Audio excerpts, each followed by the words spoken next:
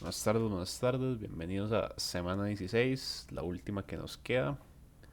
Voy a compartir pantalla de esta papa. Y bueno, ya estamos terminando con lo que vendría siendo el contenido del curso. Lo último que queda es todo lo de luz, refracción, reflexión, la luz como onda electromagnética. Eso es lo último que nos queda. Yo creo que yo lo mencioné la semana pasada, pero para este tercer examen, este tercer parcial, en realidad es muy raro que metan un problema tanto de inductancia como de ondas, como de reflexión de luz. Digamos, en realidad es bastante raro que metan uno de cada uno. Lo más normal es entonces que básicamente uno de los temas quede, como decir, sin un problema grande de desarrollo. Esto es completamente aleatorio. Eh, en realidad no hay ningún patrón de cuál es como el tema que tienden a dejar de lado más seguido. Puede pasar cualquiera.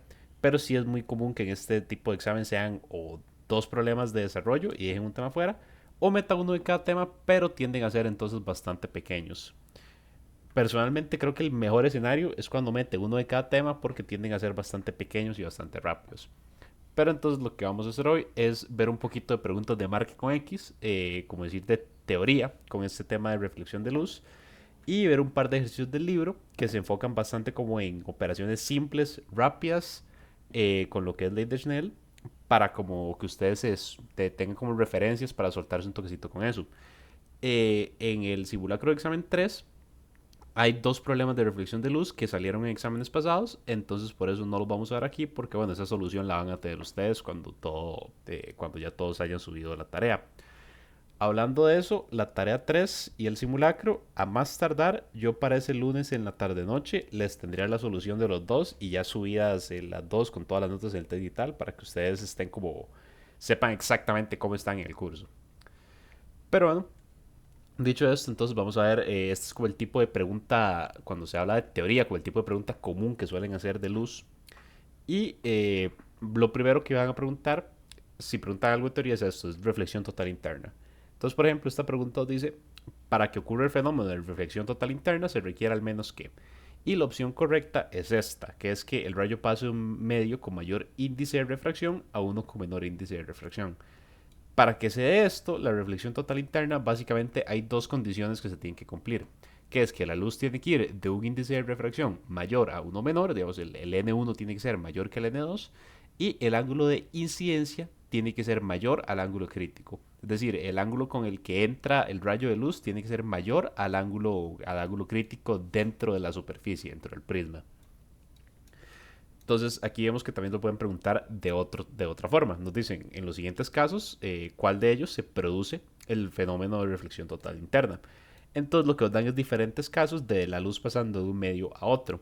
Y en este caso el único que cumple con la condición es la D. Porque al pasar del diamante al hielo está pasando de un medio de refracción mayor a un medio de refracción menor. Vean que todos los demás está pasando de uno menor a uno mayor, de uno menor a uno mayor. Entonces, cuando les hablan de reflexión total, estas son las dos condiciones que hay que buscar que se cumplan. Siguiendo con como decir, el otro lado de la teoría, no de reflexión, sino de refracción, nos dicen cuando la luz cambia de propagarse en vacío a propagarse un medio óptico con índice de refracción menor que uno, perdón, mayor que uno, ¿cuál de las siguientes afirmaciones es verdadera? Entonces nos dicen la longitud de onda de luz en este medio óptico con índice de refracción n mayor que uno es mayor que la longitud de onda de luz en el vacío y todas van a jugar con este concepto. Aquí lo que tenemos que entender es que el índice de refracción o la longitud de onda en el medio, sí, la longitud de onda en el medio, digamos en cualquier espacio, va a ser igual a ajustar la longitud de onda del vacío con ese material que nosotros estamos tratando. Entonces, la longitud del vacío es como si fuera la longitud del aire, va a ser uno. Lo que vamos a hacer entonces es ajustar este valor con el valor del medio de refracción con el que estemos tratando. ¿Para qué nos sirve esto? Para básicamente decir con un tipo de verificación que si el método el coeficiente de refracción es mayor que uno, entonces el medio digamos, la longitud de onda en el medio tiene que ser menor que la longitud de onda en el vacío. Entonces vemos que la opción C cumple con eso, porque nos está diciendo la longitud de onda de luz en este medio óptico con índice de refracción n mayor que uno es menor que la longitud de onda de luz en el vacío. Esta es la condición que se tiene que cumplir cuando ustedes les hablan de índices de refracciones con el medio y el vacío. Tienen que hacer como este ajuste. En la clase de la semana pasada vimos una pregunta de esto, como decir en modo teoría, perdón, en modo práctica, porque eso es algo que pueden hacerle. Que también les den esto mismo, pero con valores. Entonces el ajuste tienen que hacerlo numérico. Es esta misma fórmula, nada más que pues de hecho con números, pero cumpliendo esto. Es como el tipo de pregunta teórica que suelen meter. De hecho, para que se den una idea, cada una de estas preguntas es de un examen diferente. Ninguna es del mismo. Entonces vean que siempre hay como un chance muy probable de que metan una pregunta de este tipo. ¿Ok? Y contando que solo hay generalmente 4 preguntas, pues ese es un puntillo fácil. Estos entonces, lo que vamos a ver ahorita son ejercicios del libro que tienden a ser bastante directos, pero nos sirven para el concepto de lo que es más que todo como trabajar con ley de Snell, que es como la parte, tal vez no pesada, pero es como la parte integral de este tipo de problemas. Entonces, este nos dice, usted observa sobre el borde de un vaso con lados verticales, de manera que el borde superior está alineado con el borde opuesto del fondo. Eh, el vaso es un cilindro hueco de pared delgadas de 16 centímetros de alto y 8 centímetros de diámetro en sus partes superior e inferior.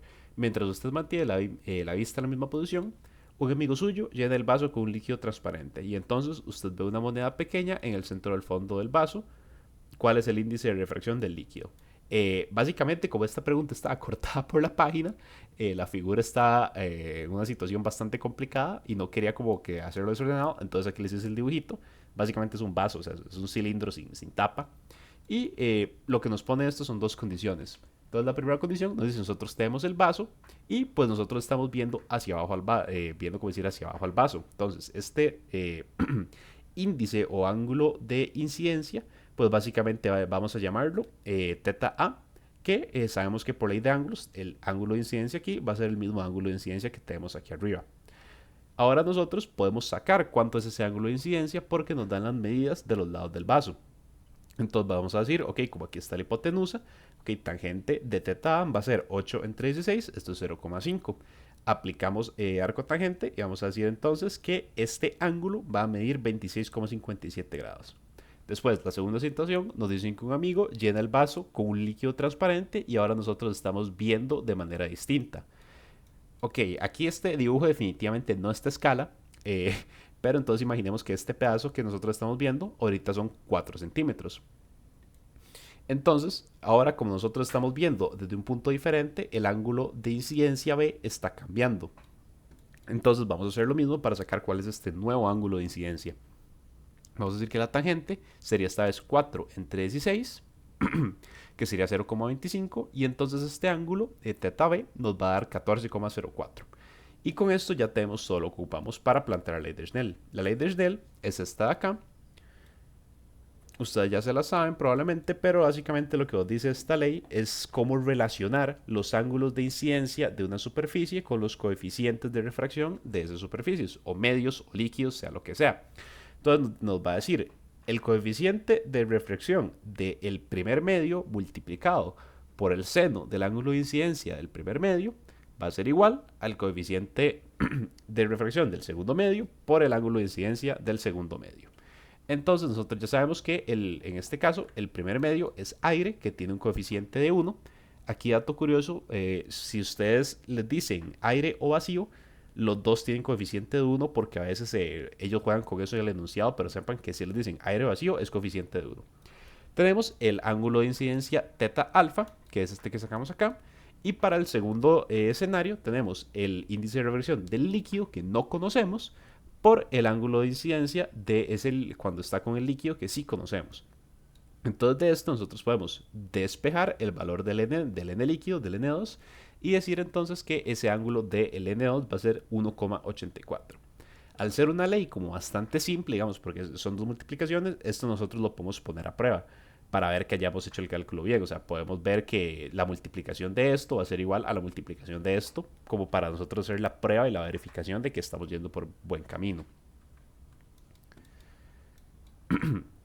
Este tipo, como decir, de figuras es un problema bastante común en desarrollo. Digamos, no así de simple, pero este tipo de figuras sí es como el tipo de problema que suelen meter si es que lo metieran en desarrollo. Si lo meten en desarrollo, a ustedes les van a dar la figura hecha. En este caso, el problema del libro no la da, pero siempre en el examen dan esa figura hecha para evitar confusiones. Aquí nos dicen un prisma de 45 grados y 90 grados está sumergido en agua. Un rayo de luz incide en dirección normal sobre una de sus caras más cortas. ¿Cuál es el índice de refracción mínimo que debe tener el prisma si este rayo debe reflejarse totalmente dentro del vidrio en la cara larga del prisma?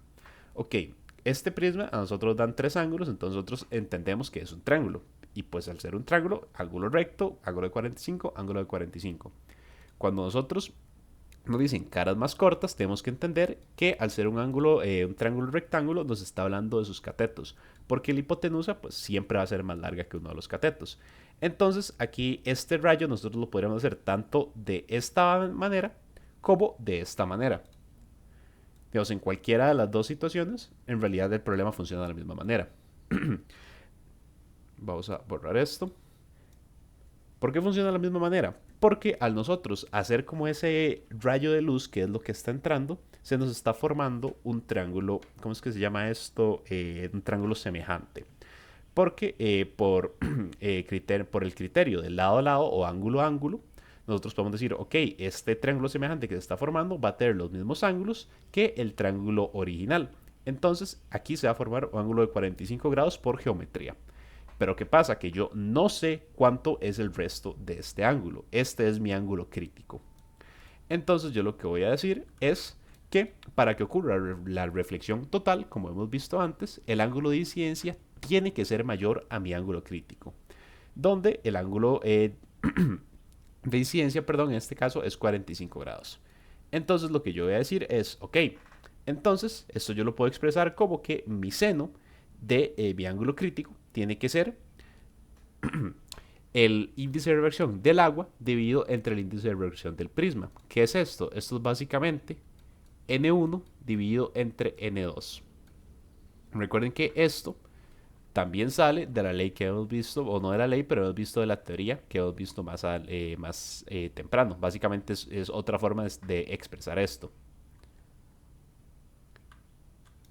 Entonces, nosotros reescribiendo un poco eso, tenemos que decir, ok, entonces, estos 45 grados que yo tengo aquí tienen a huevo que ser mayores que mi ángulo crítico. Nada más que para que nuestra ecuación funcione y podamos resolverla, nosotros aquí ponemos mayor o igual. Entonces, ahora sí, vamos a decir, nosotros despejando, entonces, mi seno de 45 grados tiene que ser mayor que la división del coeficiente del agua entre mi coeficiente del prisma. Yo aquí puedo despejar entonces, como lo que a mí me interesa en este caso es el coeficiente del prisma, porque el coeficiente del agua yo ya lo sé, que es 1,333. Este tipo de coeficientes, obviamente ustedes en el examen siempre se los van a dar, digamos, no van a esperar que ustedes aprendan ese tipo de coeficientes. Entonces, si están tratando con agua o algo así, va a haber una notación que diga el coeficiente que es. Eso sí, el único que nunca les van a dar es el de agua o aire. Porque eso que les dije es como esa trampilla que ellos siempre asumen, que ustedes entienden que el coeficiente de aire o de vacío es 1. Entonces probablemente nunca se los den. Pero bueno, nosotros entonces vamos a despejar porque lo que nos interesa es saber el coeficiente del prisma. Entonces, sabiendo el coeficiente del agua, vamos a dividirlo entre el seno del ángulo de incidencia, que es 45 grados, y con esto, ese seno de ángulo de incidencia de 45 grados es 0,7071. Hacemos la división y nos damos cuenta que ese índice de refracción del prisma es 1,89. Recuerden que los índices de refracción no tienen unidad. Aquí nosotros podemos hacer el paso extra para hacer una verificación, que es que recuerden que la propiedad que hemos visto es que mi ángulo crítico va a ser igual a el arcoseno de los dos índices de refracción divididos. Entonces, yo voy a ver cuánto es este valor y veo que es de 44,8. ¿Y qué habíamos dicho nosotros? Que ese valor que yo saqué tenía que ser menor a mi ángulo de incidencia original. O mi ángulo de incidencia tenía que ser mayor a el ángulo crítico que yo estoy sacando aquí. Entonces, con esta pequeña prueba de acá, ustedes pueden como hacer ese paso extra si es que se los pidieran para confirmar que están haciendo bien. O si no se los pidieran, solo como para darse la idea a ustedes y darse la seguridad de que sus cálculos van por ese lado correcto. Aquí vemos otro problema de este tipo, que ahora ya entendiendo esto podemos resolver bastante más, como decir, directo. Nos dicen sobre la cara corta de un prisma de 30, 60, 90. Recordemos que cara corta se refiere en este caso a un cateto. Incide luz con una dirección normal. Aquí nos dan la figura. Se coloca una gota de líquido en la hipotenusa del prisma y si el índice del prisma es de 1,62, calcula el índice máximo que puede tener el líquido sin que la luz deje de reflejarse en su totalidad. Entonces básicamente nos están pidiendo el índice de ese líquido. Y aquí nos están diciendo que el ángulo de incidencia es de 60 grados. Entonces nosotros vamos ahora sí a aplicar el cálculo directo. Si ven esta fórmula un poco como escueta o que aparece de la nada, es básicamente la misma fórmula que estamos aplicando acá, solo que aquí ya vamos como directamente a lo que nosotros ocupamos, que es, ok, el ángulo de incidencia entonces yo ocupo que sea mayor que mi ángulo crítico. Y si yo sé que mi ángulo crítico es igual a la división de los dos, del dos índices de refracción, entonces seno de 60 de mi ángulo de incidencia tiene que ser mayor o igual que la división de mis dos índices de refracción. Y en este caso yo conozco uno, desconozco el otro. Entonces puedo despejar y decir entonces que N1 tiene que ser mayor o igual, que en este caso lo estaríamos tomando como igual, a 1,40. Igualmente, si ustedes quisieran, podrían hacer esta misma verificación para ver que se cumpla que el ángulo de incidencia es mayor al ángulo crítico. Este problema que sigue, esto es inusual que venga en exámenes, honestamente, no lo veo, lo creería un poco raro y yo personalmente solo lo he visto una vez, digamos, en los exámenes que me pasó Jerry, que son como tal vez 4 años de exámenes, solo una vez he visto un problema de este tipo. Entonces probablemente a la cátedra no le guste porque hay muchas formas de demostrarlo y para ellos es un dolor de cabeza hacerlo. Pero sería bueno simplemente como que entiendan el concepto para que si sale una sorpresa, aunque sea puedan tirar un par de puntos ahí al vacío. Nos dicen, ok, la luz que viaja hacia abajo incide sobre una película horizontal de espesor T, como se ilustra en la figura, aquí está la figura. El rayo el rayo incidente, perdón, se divide en dos rayos, A y B. El rayo A se refleja en la parte superior de la película y el rayo B se refleja en el fondo de la película para luego refractarse de regreso en el material que está encima de la película. Si la película tiene caras paralelas, demuestre que estos dos rayos son paralelos uno con el otro. Y aquí nos dan la figura y nos dan la trayectoria de los rayos. Este es el rayo A y el rayo B llega y se refleja hasta el fondo y vuelve a refractarse. Entonces lo que nosotros vamos a hacer para demostrar que son paralelos o que no son paralelos es que vamos a analizar las trayectorias de cada rayo para plantear las ecuaciones y ver cómo podemos sacar un valor que se junte, un valor que tengan en común. Entonces, trayectoria del rayo A. Nos están diciendo que viene en N1, se refleja en N2 y ya está, ahí para. El ángulo de reflexión es igual al ángulo de incidencia. Esto no es una cuestión de este problema. Esto básicamente es un axioma, es una ley. El ángulo de reflexión siempre es igual al ángulo de incidencia. Nada más que aquí vamos a llamarlo como ángulo, digamos, para ponerlo el problema, ángulo de incidencia es igual al ángulo de reflexión A. Y en este caso el rayo sale formando un ángulo que desconocemos, que vamos a llamarlo θ, con la normal, que eso es lo que nos dicen en el problema. Ahora, para la trayectoria B tenemos una trayectoria un poquito más complicada. Nos dice, ok, el rayo entra en la película N1, pasa de N1 a N2. Ok, solo que en este caso sí entra, no solo se refleja, sino que sí entra en la película. Entonces nosotros aquí tenemos una ley de Snell. Podemos decir, ok, para el medio de afuera, que es con el N1, va a ser el N1 multiplicado por el seno del ángulo con el que entra, va a ser igual a N2 multiplicado con el seno del ángulo con el que se está reflejando. Ok, perdón, refractando. Después nos dice que el ángulo viene hasta N2 y se refleja para salir para N3. Y ahora, entonces nosotros podemos plantear un poquito de cómo funciona la geometría de estos ángulos. Y lo que vamos a plantear es que el ángulo de incidencia, de teta y de teta incidencia, va a ser por geometría el mismo ángulo que teta 2. A ese ángulo de teta 2 lo vamos a llamar alfa. Entonces lo que nosotros vamos a tener aquí es que el ángulo teta 2 va a ser igual a el ángulo de incidencia de B, que podemos llamar alfa, que por esta misma ley, que sabemos que el ángulo de reflexión es igual al ángulo de incidencia, también va a ser igual a alfa. Entonces nosotros aquí ya tenemos 4 ángulos, o mejor dicho, 3 ángulos que son exactamente iguales a el que yo puedo llamar alfa para hacerlo como por notación. Y finalmente, lo último que nos falta de la trayectoria es lo que pasa acá. Entonces vamos a decir, regresa a la interfaz de la película y ahora está pasando de N2 a N1 con el ángulo de incidencia alfa, porque recuerden que ya hemos visto que estos ángulos, el ángulo de aquí a aquí y el ángulo de aquí a aquí son iguales, lo llamamos alfa.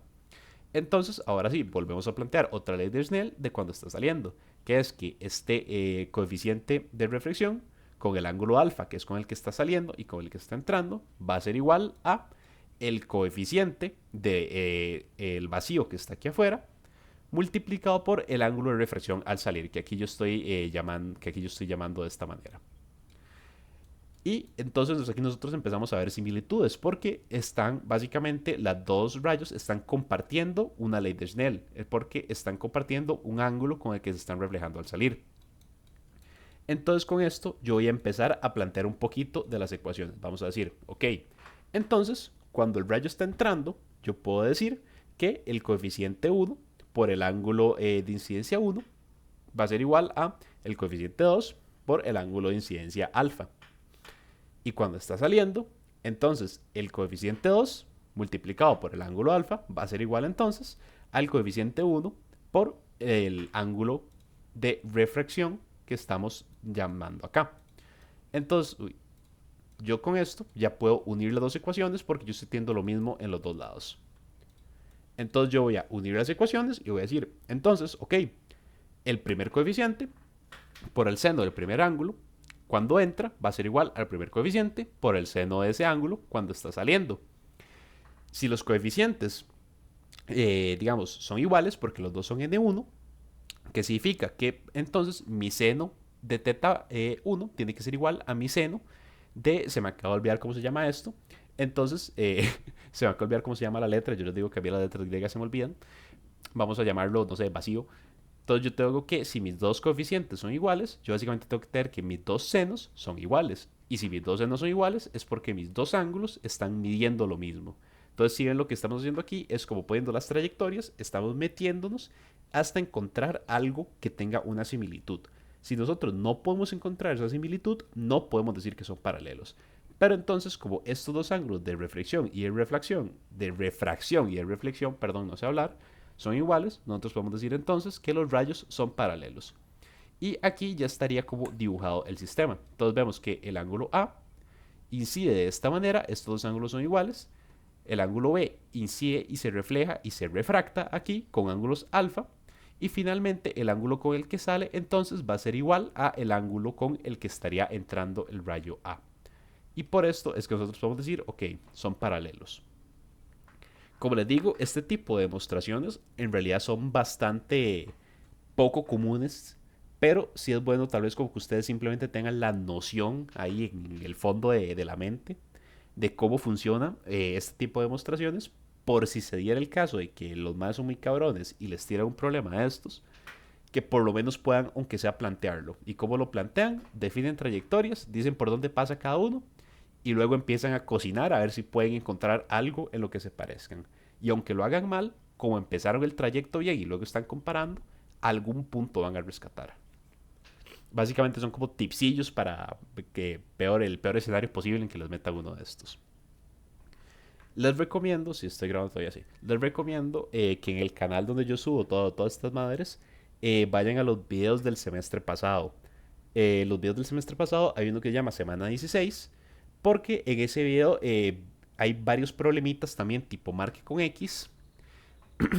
Varios problemitas tipo marque con X, de más que todo cálculos de iluminación. No tanto de reflexión y reflexión de luz, sino con cálculos de iluminación, cálculos de problemas tipo, si yo tengo una lámpara encima de esta mesa, ¿cuál es el tamaño de la sombra que se está reflejando acá? Si yo tengo una candela y le prendo fuego por tantos segundos, ¿cuánto es la intensidad de la luz que va a llegar acá? Ese tipo de problemas no salen en desarrollo, pero a veces sí salen en marque con X como cositas muy puntuales. Entonces sí les recomiendo que se peguen una ojeada por ese video de semana 16 del semestre pasado. Dura como 20 minutos. Pero sí sería bueno nada más como para que tengan más cosillas. Como ven, realmente del tema de todo esto de luz, realmente no hay mucho que ver a comparación de otros temas. Y honestamente, digamos, si bien es cierto, trigonometría es difícil y geometría no es muy bonito, es por mucho el tema más fácil que ustedes tienen a comparación de todo lo que han comido este semestre. Y, o sea, si han llegado a este punto, el tema de refracción de luz probablemente es un problema gratis para ustedes. Digamos. Ya demostraron que pueden llegar hasta este punto. Los problemas tal vez más difíciles que tenemos de eso son los que tienen el simulacro, que a ver, no son obligatorios, pero pueden matarse intentando resolverlos e igualmente van a tener la solución de esos para que si llegaran al examen y les meten uno como esos, por lo menos sepan cómo desarrollarlo.